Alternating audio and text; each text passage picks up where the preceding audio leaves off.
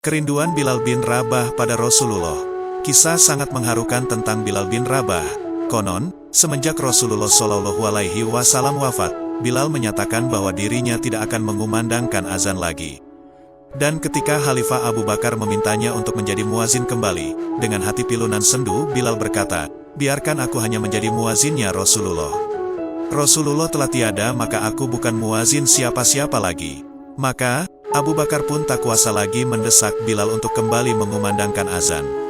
Abu Bakar sangat memahami perasaan yang berkecamuk dalam hati Bilal sepeninggal Rasul, orang yang paling dicintainya itu. Kesedihan atas meninggalnya Rasulullah terus mengendap di hati Bilal. Kesedihan itu yang mendorongnya meninggalkan Madinah menuju Syam.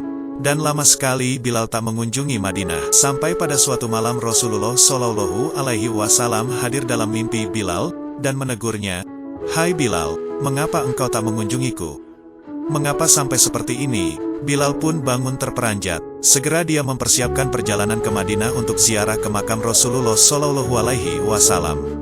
Setiba di Madinah, di depan makam Rasul, Bilal berseduh melepas rasa rindunya pada Rasulullah.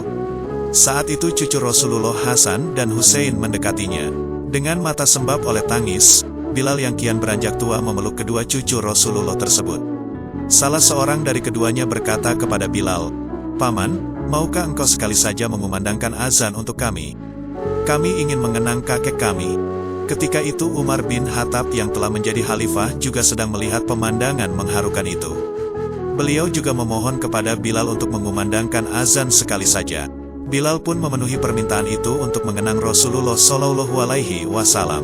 Maka, saat waktu sholat tiba, dia naik ke tempat dahulu biasa dia azan pada masa Rasulullah masih hidup. Mulailah dia mengumandangkan azan. Saat lafaz Allahu Akbar dikumandangkan, mendadak seluruh Madinah senyap. Segala aktivitas terhenti. Semua terkejut. Suara yang telah lama hilang, suara yang mengingatkan pada sosok agung, suara yang begitu dirindukan itu telah kembali. Ketika Bilal meneriakkan kata asyhadu alla ilaha illallah, seluruh isi kota Madinah berlarian ke arah suara. Sebab, dahulu setiap ada suara seperti itu pasti ada Rasulullah Shallallahu Alaihi Wasallam di masjid. Mereka berlarian ke masjid karena kerinduan yang membara ingin bertemu dengan Rasul yang telah lama hilang dari pandangan mereka. Begitu suara azan Bilal terdengar, banyak yang tidak sadar bahwa Rasulullah telah wafat. Saat Bilal mengumandangkan asyhadu anna Muhammadan Rasulullah, Madinah pecah oleh tangisan dan ratapan yang sangat memilukan. Semua menangis, teringat masa-masa indah bersama Rasulullah. Bahkan, Bilal sendiri pun tak sanggup meneruskan azannya. Lidahnya tercekat oleh air mata yang berderai.